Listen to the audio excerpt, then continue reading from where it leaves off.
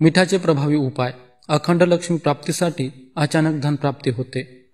नमस्कार मित्रांनो, मिठामुळे जेवणाची चव वाढते. त्याचप्रमाणे जीवनातील अडचणी दूर करण्यासाठी मिठाचे विशेष महत्त्व आहे. मिठाचे काही उपाय ज्योतिषशास्त्रात सांगितले आहेत, जे केल्याने व्यक्ती अनेक समस्यांपासून मुक्त होऊ शकते. स्वयंपाकघरात वापरल्या जाणाऱ्या अनेक गोष्टी ज्योतिषशास्त्रात वापरल्या जातात. जेवणाची चव वाढवण्यासाठी मीठ वापरले जाते. त्याचबरोबर जीवनातील समस्यांवर मात करण्यासाठी मिठाचे उपाय ज्योतिषशास्त्रात सांगण्यात आले आहेत. असे मानले जाते की मिठाचे उपाय अतिशय जलद परिणाम दर्शवतात. मिठाचा उपाय घरातील नकारात्मक ऊर्जा नष्ट करतो आणि घरात सकारात्मक ऊर्जा वाढवतो. एवढेच नव्हे तर पैशाशी संबंधित समस्या दूर होतात, कर्जमुक्तीसाठी मदत होते आणि आर्थिक उत्पन्नाचे नवे मार्ग निघतात.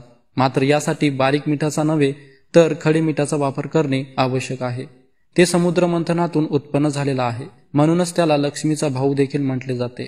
त्याचा वापर केल्याने घरामध्ये वैभव, लक्ष्मी नांदते. त्यासाठी कोणते उपाय आपल्या घरामध्ये करायचे आहेत याविषयीची संपूर्ण माहिती मी या व्हिडिओमध्ये तुम्हाला सांगणार आहे.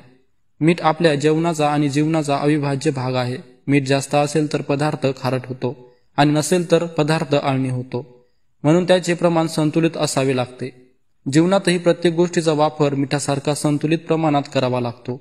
सगळ्यात पहिली गोष्ट जी मिठाच्या बाबतीत आपल्याला करायची आहे ती म्हणजे आपल्या स्वयंपाकघरामध्ये असलेले मीठ कधीही संपू द्यायचे नाही. आपल्या स्वयंपाकघरात मिठाचे एकच पॅकेट ठेवायचे आहे. मीठ भरणीमध्ये भरून ठेवल्यानंतर त्यामध्ये 2 लवंग टाकायचे आहेत. यामुळे कुटुंबातील सर्व सदस्याचे आरोग्य चांगले राहते आणि आपल्या घरात सुख समृद्धी नांदते.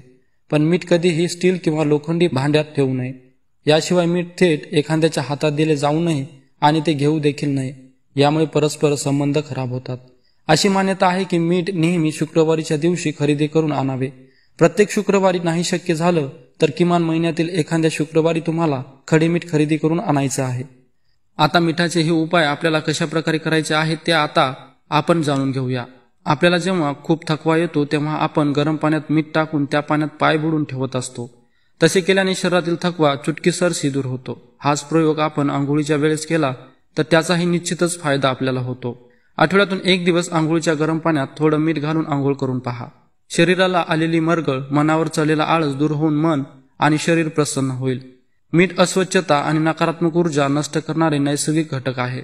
याचा वापर आपण रोज आपल्या घराची फरशी पुसताना त्या पाण्यात करायचा आहे. यामुळे संपूर्ण घरामध्ये असलेले वास्तुदोष हळूहळू नष्ट होतात आणि सकारात्मक ऊर्जेचा संचार होतो.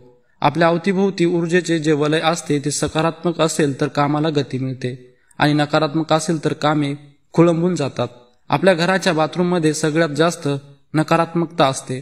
बाथरूममध्ये आपण कुठलेही उपाय करत नाही, पण बाथरूममध्ये आपण मिठाचा वापर करू शकतो आणि हा उपाय केल्यामुळे बाथरूममध्ये असलेली नकारात्मकता जी संपूर्णपणे नष्ट होते.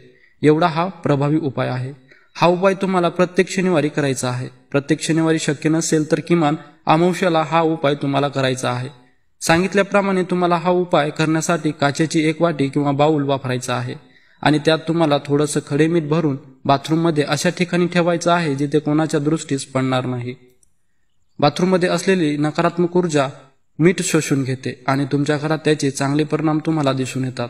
त्यानंतर त्याचा एकत्रित वापर वास्तूसाठी अतिशय परिणामकारक ठरतो. एखाद्या छोट्याशा वाटीमध्ये नैसर्गिक मीठ म्हणजे खडे मीठ 4 ते 5 लवंगा एकत्र करून ती वाटी घरातल्या कोणत्याही कोपऱ्यात ठेवून द्यावी.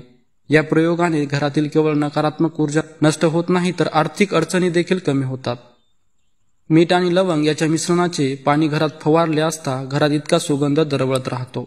असंच छोट्या छोट्या वाट्यामध्ये खडे मीठ भरून त्यामध्ये लवंग टाकून तुम्हाला प्रत्येक रूममध्ये ठेवायचे आहे. प्रत्येक रूममध्ये ठेवणे शक्य नसेल तर किमान तुमच्या घराच्या हॉलमध्ये तुम्ही एखाद्या काचेच्या बाउलमध्ये खडे मीठ भरून त्यावर 5 ते 7 लवंगा ठेवायच्या आहेत आणि ही वाटी तुम्हाला अशा ठिकाणी ठेवायची आहे जिथून ते कोणाच्याही दृष्टीस पडणार नाही. घरातील जी काही नकारात्मकता आहे ती शोषून घेण्याचं काम त्या वाटीमध्ये असलेलं मीठ करत राहील. हे खडे मीठ ठेवल्यानंतर मिठाला जर पाणी सुटलं किंवा खडे मीठ पिवळा पडू लागला तर त्यावेळेस तुम्हाला ते किचन सिंकच्या पाण्यात विसर्जित करायचं आहे. आधी सांगितल्याप्रमाणे खडे मीठ लक्ष्मीचा भाऊ आहे. त्यामुळे आपल्या घरात धनहानी होत असेल तर लक्ष्मी प्राप्तीचा सगळ्यात प्रभावी उपाय हा आहे. शुक्रवारी करून बघा. तुमच्या घरात असलेली आर्थिक समस्या जी आहे ती हळूहळू नष्ट व्हायला लागेल. जोपर्यंत तुम्हाला परिणाम जाणवत नाही तोपर्यंत तुम्ही हा उपाय करा किंवा तुम्ही प्रत्येक शुक्रवारी हा उपाय करून बघा. हा उपाय करून दुसऱ्या दिवशी म्हणजे शनिवारी हे पान जे आहे ते तुम्हाला निर्माल्यात टाकायचं आहे आणि हे मीठ जे आहे ते तुम्हाला किचन सिंकच्या पाण्यामध्ये प्रवाहित करायचं आहे।